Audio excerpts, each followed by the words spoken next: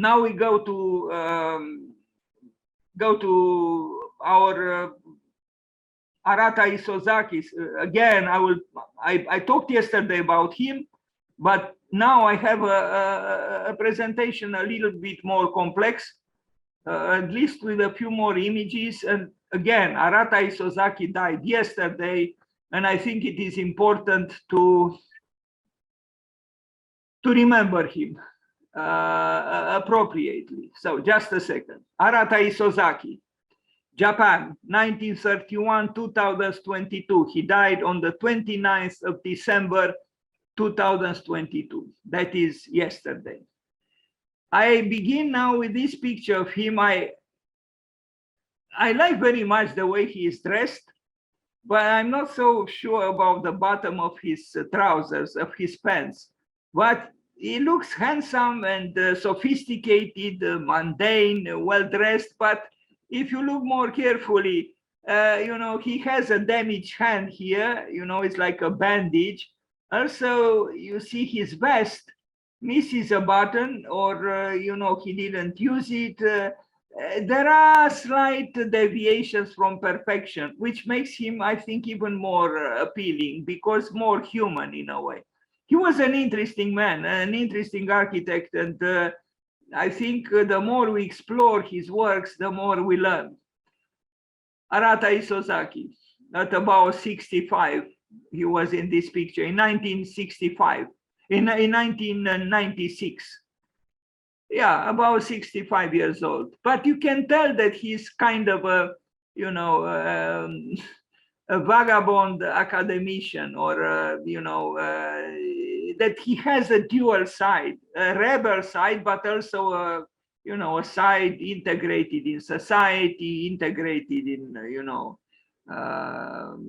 sophisticated, you know, meanings and procedures that high society, you know, is fond of. Anyway, Arata Isozaki. As you can see, but here I see, I took it from the Wikipedia, and I see he died on the 28th. I thought he died yesterday. Or maybe he died actually on the 28th. I'm a little bit confused. Anyway, 28th or 29th, was a Japanese architect, urban designer, and theorist from Oita. Let's read again. Japanese architect, urban designer, and theorist. And I just had a discussion before we began this presentation that an architect can do many things. Can be an architect, can be an urbanist, can be an interior designer, even an object designer or industrial designer, and of course, a theorist as well.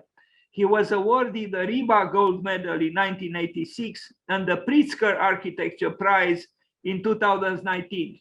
Isozaki was born in Oita on the island of Kyushu and grew up in the era of post-war Japan. Isozaki completed his schooling at the Oita Prefecture, Oita High School. In 1954, he graduated from the University of Tokyo, where he majored in architecture and engineering. This was followed by a doctoral program in architecture from the same university. Isozaki also worked under Kenzo Tange before establishing his own firm in 1963. So Isozaki's early projects were influenced by European experiences with a style mix between New Brutalism and Metabolist architecture.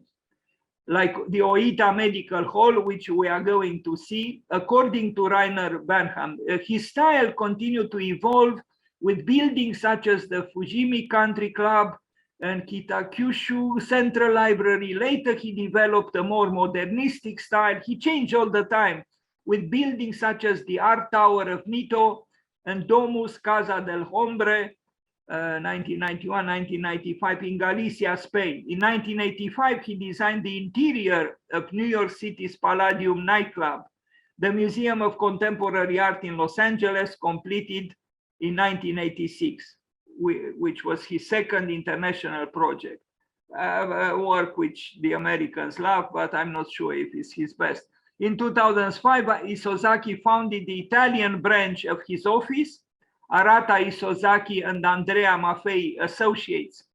Two major projects from this office are the Allianz Tower City Life Office Tower, a redevelopment project in the former trade fair area in Milan, and the new town library in Maranello, Italy. Despite designing buildings both inside and outside Japan, Isozaki was sometimes described as an architect who refused to be stuck in one architectural style, highlighting how each of his designs is a specific solution born out of the project's context.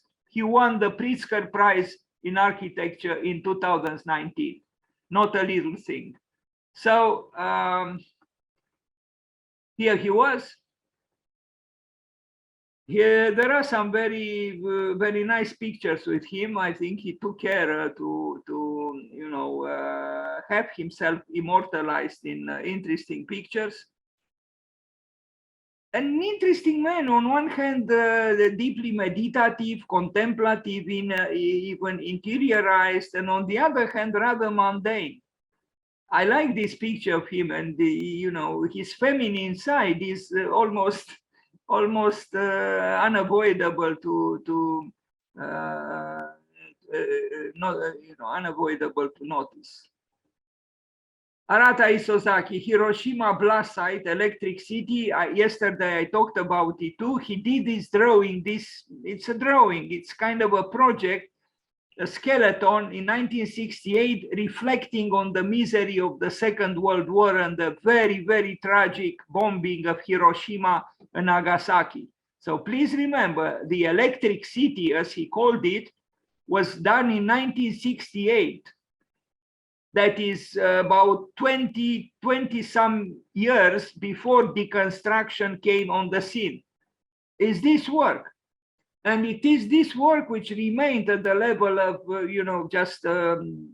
graphic work in a way, but his intuitions were incredible. In 1968, he envisioned an architecture which is not very different from what Kopp Himmelblau, for example, built in Berlin, in Dresden, in the early 90s.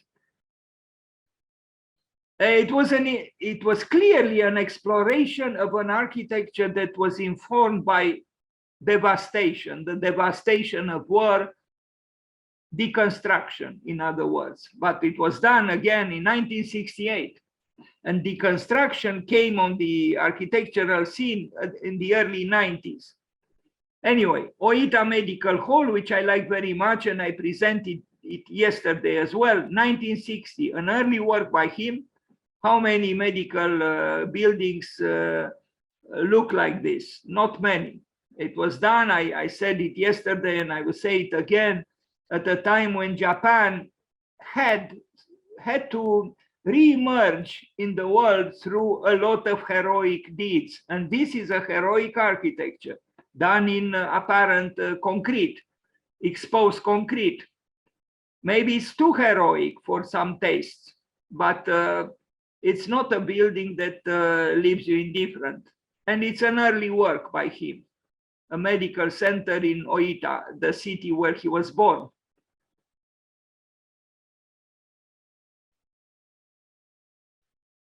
He was not the only architect at that time with a heroic stance. Other Japanese architects at that time created a very powerful architecture which expressed the sacrifices of Japan, which wanted to escape the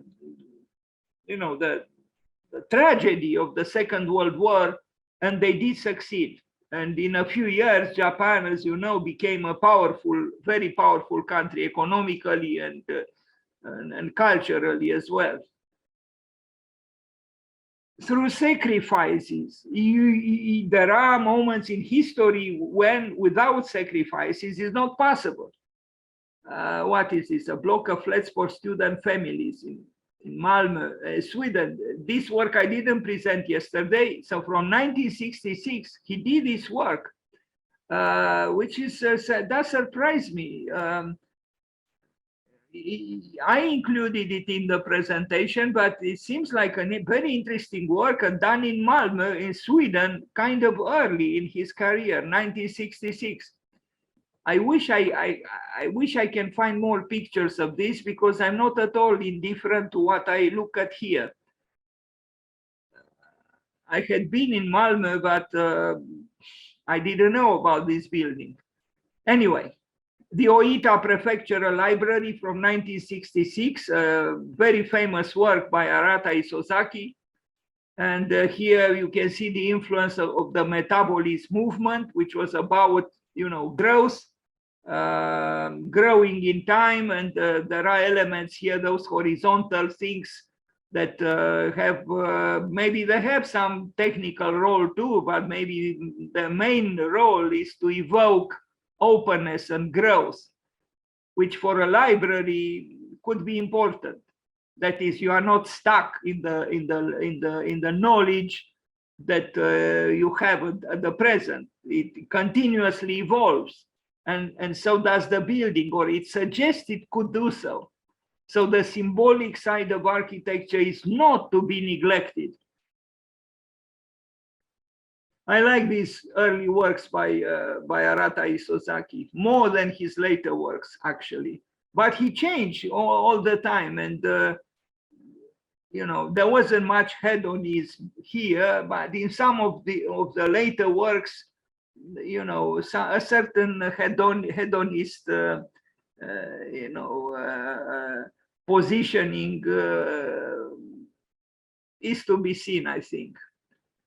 Anyway, Arata Isozaki, the man who died at 91, 2 days ago.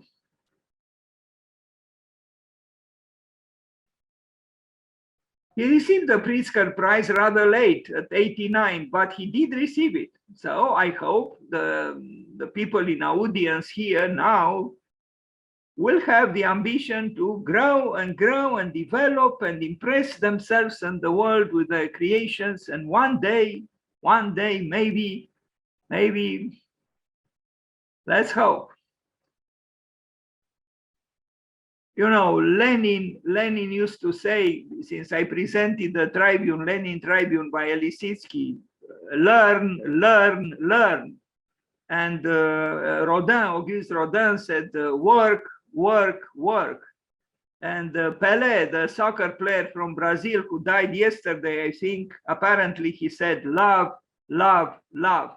Now, if you can unite love with work and with learning, maybe you can move mountains, maybe. An interesting library, nevertheless. Very well done. And you see, a banner announces an exhibition of Arata Isozaki inside the building that he built in 1968, I think. The plan is, you see, it's very, it's rectangular, but it expresses, because it expresses becoming, because it expresses a dynamic possible development or growth, it is open. It is open-ended. A good work. Why is it that the Japanese have such important architects? This country has the most Pritzker prizes from all the countries in the world. Why? What's so special about the Japanese?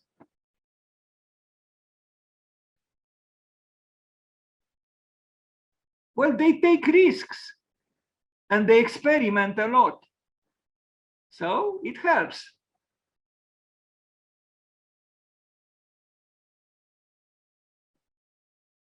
Oita Library, Arata Isozaki.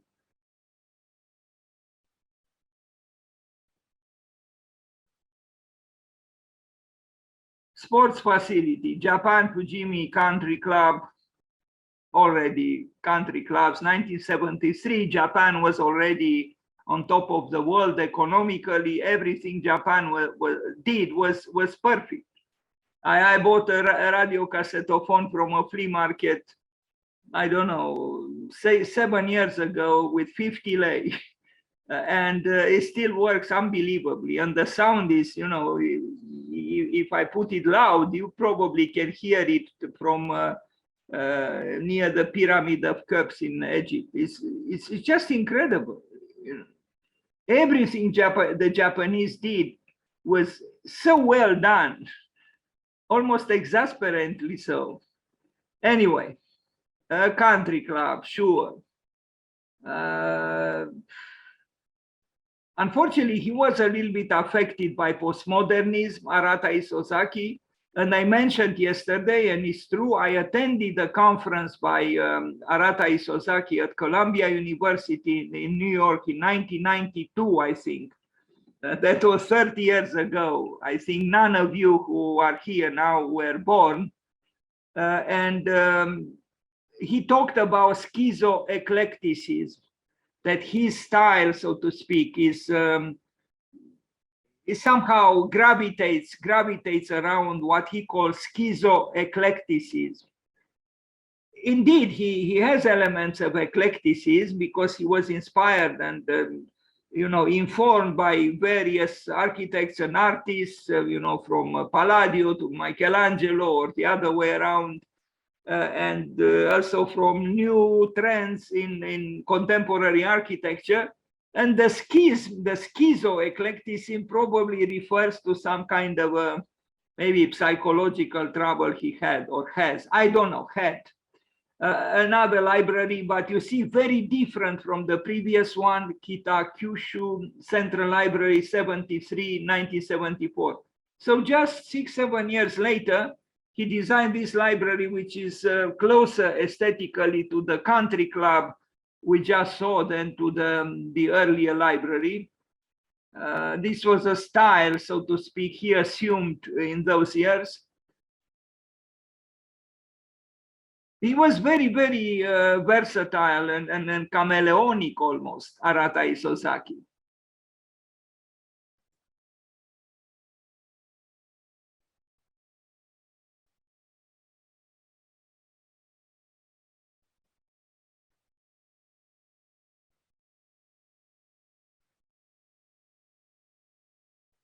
An art museum, Kita Kyushu Art Museum. Here almost we see echoes of the Russian constructivism.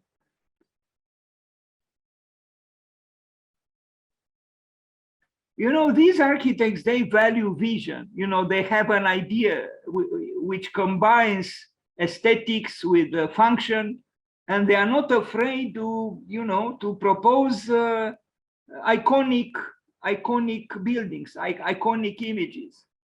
But there is always a very clear conceptual thinking behind what they propose. Sometimes, yes, a very powerful image, informs the project. The sculpture is not by him, of course, although maybe he did sculpture too, he did art. Museum Nishikawa Okanoyama, graphic art. Here we see, unfortunately, the arrival of postmodernism in the work of Arata Isozaki. These round columns, if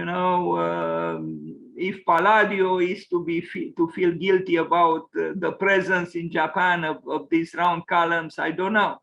But he did mention that he was very fond of Andrea Palladio. And who wouldn't be? But here, maybe it's not a direct reference to Andrea Palladio.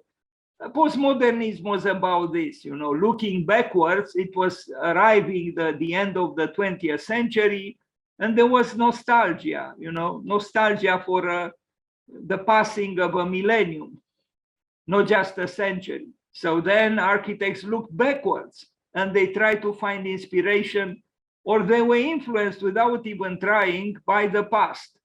But that inspiration was often not well digested, not well assimilated. And that's why many postmodern buildings are very, very questionable, to say the least, in my opinion. We see echoes of postmodernism even here, this thing, which is, if you compare it with his early works in exposed concrete, the Oita Medical Center or the Oita Library, here you see a weakening actually of his architecture. Tsukuba Center building. This is a graphic work, and I commented yesterday that Arata Isozaki may be affected dramatically by the terrible tragedies of Hiroshima and Nagasaki. Was extremely aware of the limits of life and of destruction and of the ruin. And here we see his own project being deconstructed into a ruin. He thought of it, the future of his own building becoming a ruin. Not too many architects would do something like this. I showed this one yesterday too, where the influence of Michelangelo in his famous work in Rome, in Campidoglio, is almost ad literam present in the work of Arata Isozaki. I'm talking about the design of this plaza, of this square. So, and I said it yesterday, for Japanese artists, this is not considered necessarily, it's not an act of plagiarism. It's an act of paying homage to an artist you admire, and you try to, without hiding, you try to quote from that artist. And that's what he did here, Arata Isozaki. Although in my opinion, his best works are those without quotations. But this is a part of who he was. And this was a part of his work. He did many other things where quotations were not literal or they were not present at all. But this is clearly an homage to Michelangelo. But in Campidoglio, in Rome, here the center is on a horse. The emperor, the Roman emperor, well, it was removed, the statue, with the emperor on the horse, and that's what. Well, it is replaced with a copy in Rome, but of course, Arata Isozaki didn't place any Roman emperor on top of a horse. It would have been ridiculous, probably. Although somehow I miss that statue in the center of the square, if we are to call it a square, although it's an ellipse here, but still kind of a square.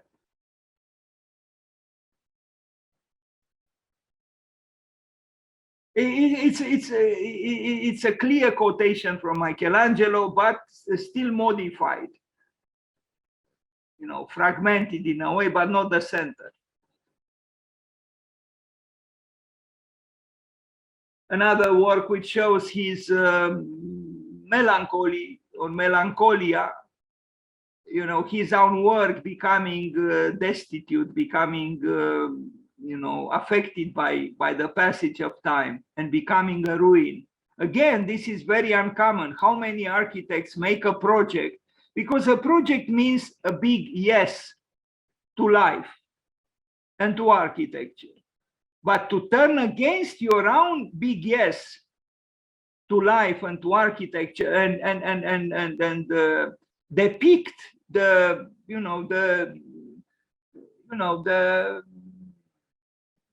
gradual or not gradual weakening of your architecture under the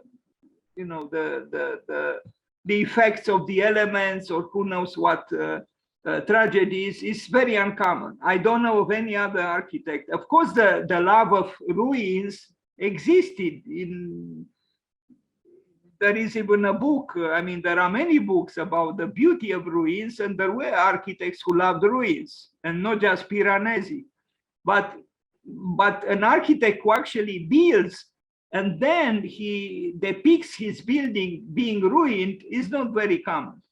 So I think this is an aspect of Arata Isozaki which deserves to be reflected on. Here we see again, a project which he did a modern project, and then he ruins it himself in anticipation of what most surely it would happen one time. And now I will show you two very famous architects, one of them being himself on the left, and the other one being on the right, none other than Rem Koolhaas. So this is James, this is Arata Isozaki, and on the right, Rem Koolhaas. Both at, you know, it looks like a fancy restaurant, no? It does. But look at the expression of both architects, you know, and I included this picture in the presentation because I want to entice you, to incite you to be ambitious, not in order to arrive at an expensive restaurant face to face with another famous architect, because you will be also a famous architect, but the important thing is to create significantly and not to be happy with just, you know, doing little things. No, I don't want to be misunderstood. Little things are very important too, very important. And modesty is very important too. But it's also important, I think, to, you know, to again, to reach your best potential, highest potential. And yeah, maybe one day, you know, a Japanese architect will comment on a picture with a Romanian architect on the left, and on the right with, I don't know, another architect from maybe another country, both equally famous, both equally dressed, both sitting at a beautifully dressed table with only wonders on the table, perhaps. Anyway, Tea Ceremony House, 1992. This is an architecture that I admire more than some of his other works, exactly because it is modest, is very Japanese. It's still somehow with a level of modernity, but clearly anchored in the traditions of his country, spiritual and aesthetical. A good work.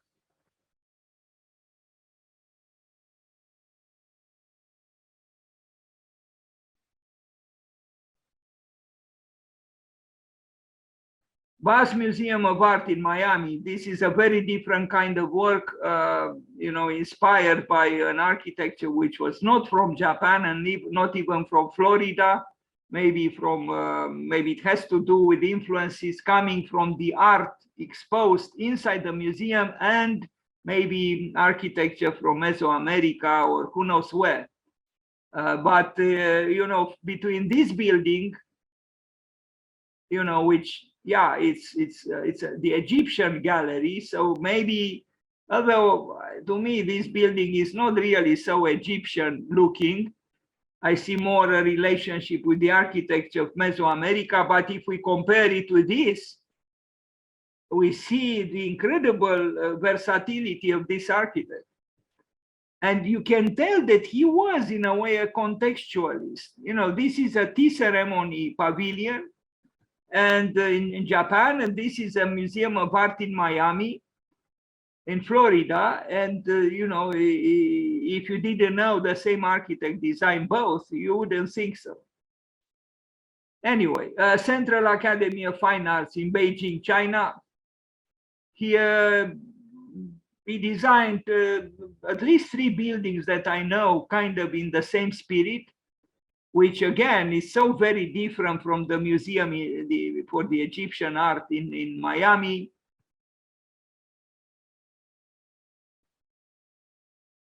It's not bad, but again, this man indeed, his style, so to speak, is very schizo-eclectic. Convention Hall in Nara, Japan, kind of in the spirit of the previous work. He built a lot. I understood over 100 buildings.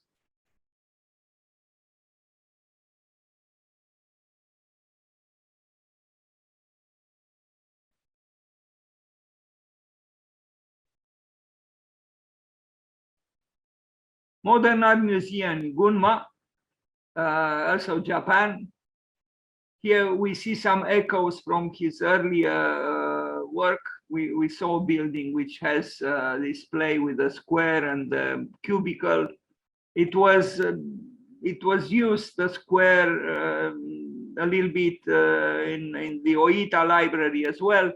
Now, an architectural drawing by Arata Isozaki from 1986, you know, these drawings are exquisite as architectural renderings. In 1986, this was done manually. I don't think he did, you know, himself, but who knows? Maybe he did. Anyway, his office produced this drawing, which is abstract, is both abstract and figurative, architecturally speaking, but it's not a working drawing. It has rather artistic qualities. The Museum of Contemporary Art in Los Angeles, another graphic work where he explored the power of architecture through these, you know, renderings, which are again not commercial. We don't see people, we don't see cars, we just see architecture, we just see the buildings, and not necessarily with the colors or the, you know, other characteristics of the building built. But I think it's very evocative, the drawing, and we'll see the building a little bit later. This is the same for the building of Museum of Modern Art in Los Angeles, and here is the building. I kind of like more the rendering, the drawing, but anyway, the people in Los Angeles apparently appreciate this building. The sculpture is not by him, and it's a little bit difficult to see actually the building, the art of our time.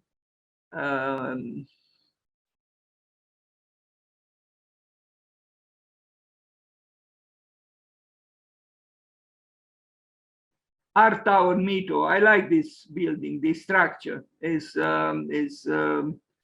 dynamic. It's geometrical, but it's also it's in the process of becoming, and that's why yesterday I made reference to the Endless Column by Brâncuș, which is different in aesthetically and philosophically than the one by Arata Isozaki, but this is a building. You can get in, you can go through it, perhaps. I don't know exactly what its function is, but I think it is impressive. It is impressive, and in this particular case, what Brâncuș said, that a building is an inhabited sculpture, is probably so in this particular case. So you can see the variety of the architectonic manifestations of Arata Isozaki is astonishing.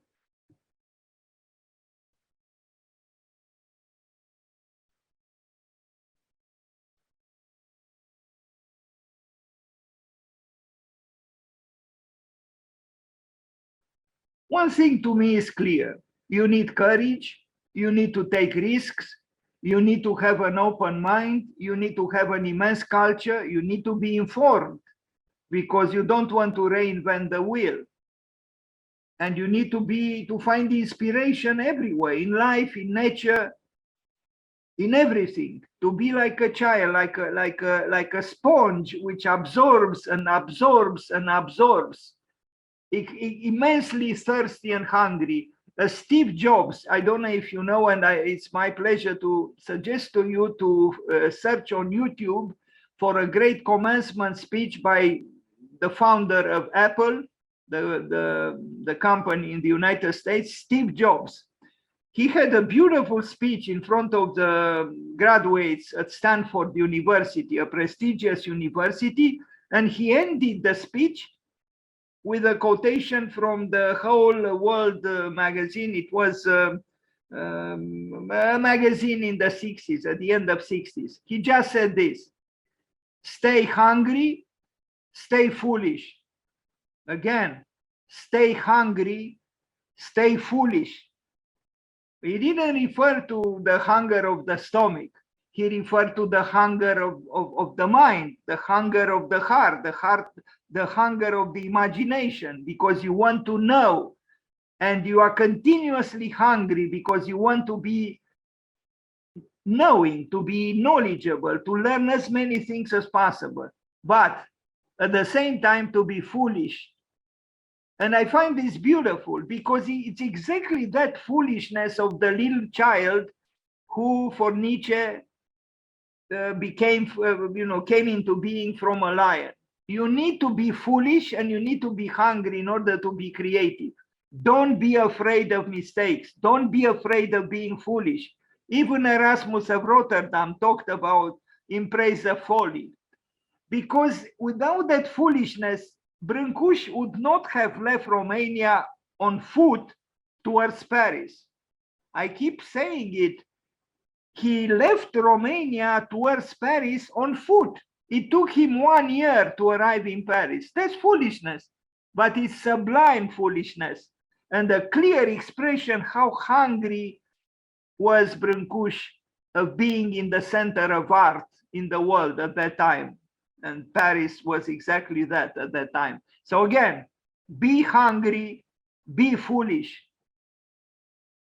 In a way, Arata Isozaki was foolish too, when he did this tower. Look at it. It's really an architectonic expression of foolishness. But life would be a terrible bore without such magnificent gestures of foolishness. The House of Mankind by Domus, here I didn't understand very well, in Galicia. It's a very catchy naming, House of Mankind. Anyway, it's a big building in Galicia, in Spain. Probably some kind of a museum or cultural center, ambitiously named the House of Mankind. My God, my God. No, I mean, you would say it's the house of houses, no? But this kind of architecture we already saw by him. We saw 2 projects, 2 buildings built very similar to this one. So why this one is the House of Mankind and not the others, I don't know. Anyway, it probably functions well. At La Coruña in Spain, 1993, 1995. Now a sports arena in Barcelona, 1990. Again, this man built many things and in many ways. Some more commercially looking, others more, introverted even or spiritual, like that tea ceremony pavilion.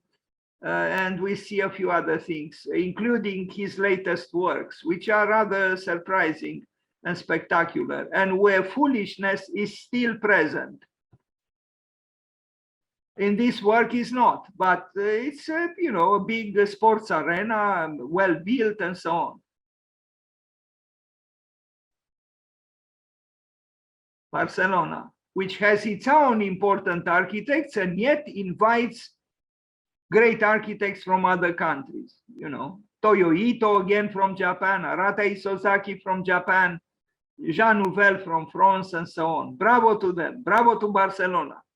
An International Arts Village, 1995, no pictures. He built also in Poland, in Krakow, 2 buildings, as far as I know.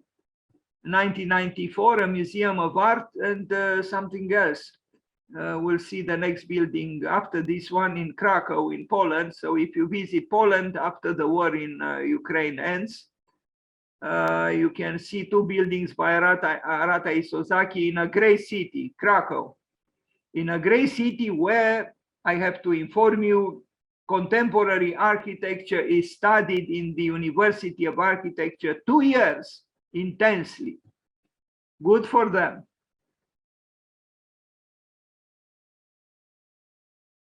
And now Shanghai Himalaya Center, it's a building in China, which will surprise you a little bit, maybe more than a little bit, because here we see the chameleonic Arata Isozaki, who suffered from schizo-eclecticism, if we are to allow ourselves to smile a little bit. Look what this man did. He was over 80 when he designed this.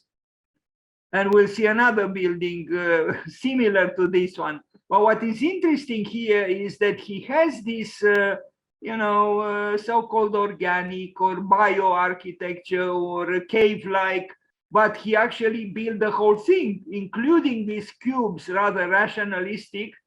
So yeah, we do see a schism here. Call it schizo-eclecticism or whatever you might want to call it. But one thing is for sure, this man continued to surprise himself and others. And he was very receptive to the newest trends. He wouldn't step back. In a certain sense, a little bit like Philip Johnson in the United States. So all these things, the Himalaya Center was built by Arata Isozaki. Also, what's interesting here is that he didn't say no to ornament. After all, here we see a highly decorative, facade. But above is something else. So he was not timid in employing this kind of aesthetics and this kind of, if we can call it, architecture, and at the same time, the prism.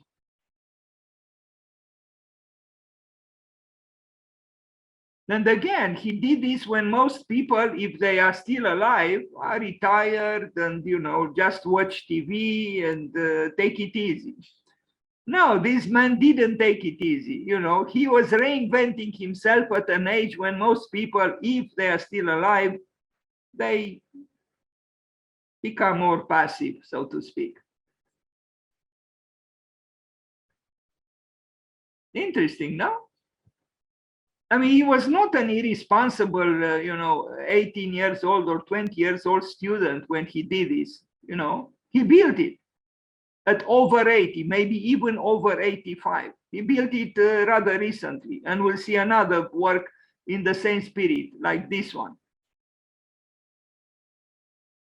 Himalaya Center in Shanghai, Himalaya Center in China. Arata Isozaki. This is the power of art, and this is the power of creativity. Okay, sometimes maybe you don't get it right. Sometimes maybe your foolishness shows through. But it's preferable to have a foolishness that shows through than to do a work which is not attempting anything. I would say so.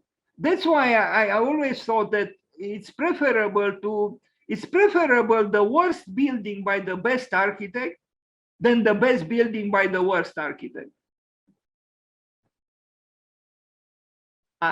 In a way, not maybe the parallel is not quite correct, but I remember what Louis Kahn said when he was asked about the New York Five, whom he called the Playboy architects. He said, I prefer to do what is right in the wrong way than to do what is wrong in the right way.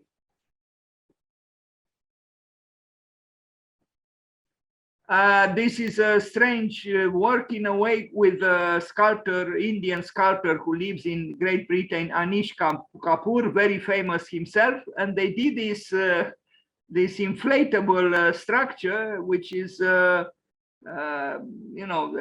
again, it shows how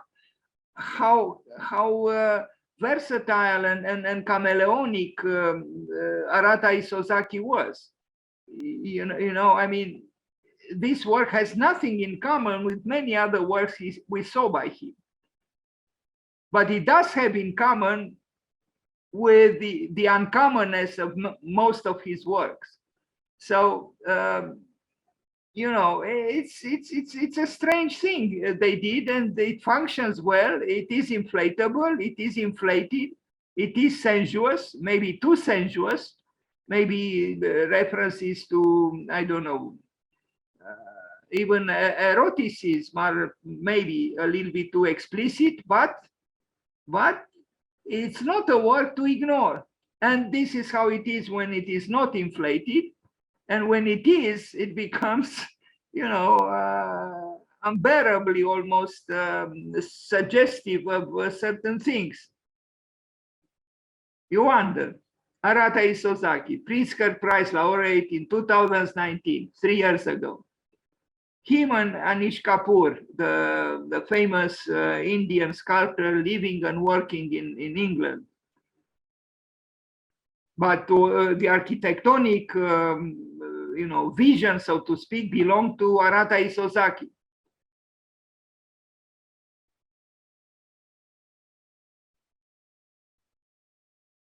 A kind of a plastic cave, a plastic inflatable cave.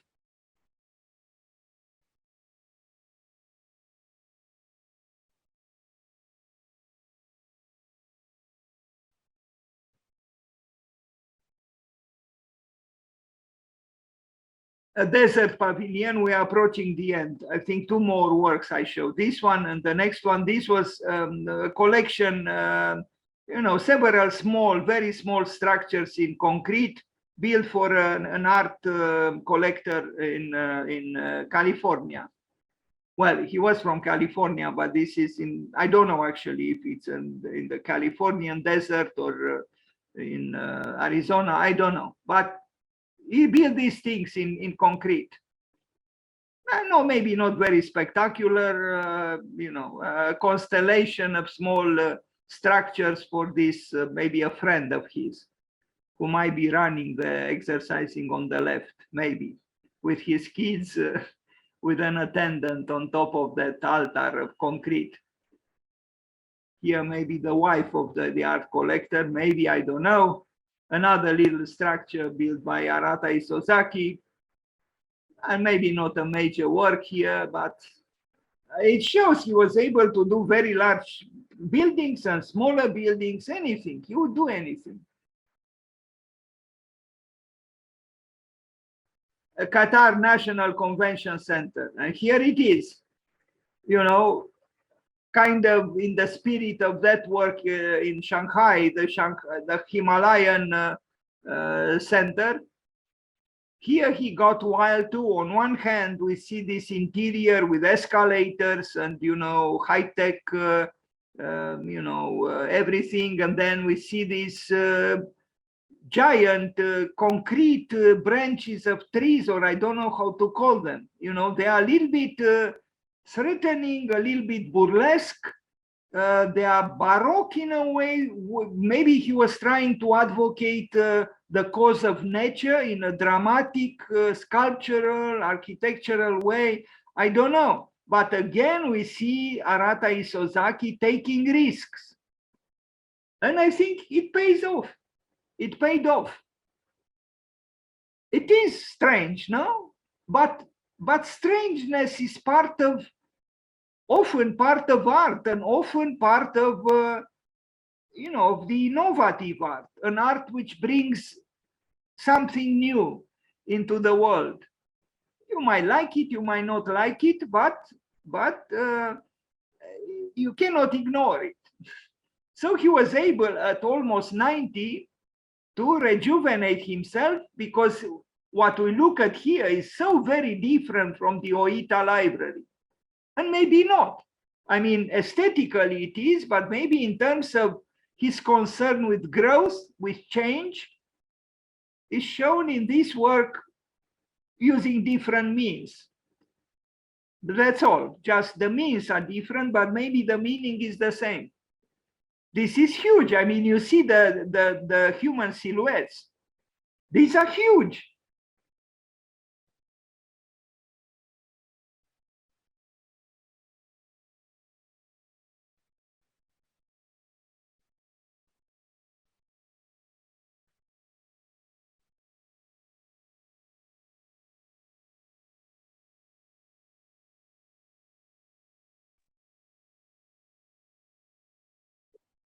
And I think this is the last image. The sculpture is not by him, by Louise Bourgeois, a very important French-American sculptress.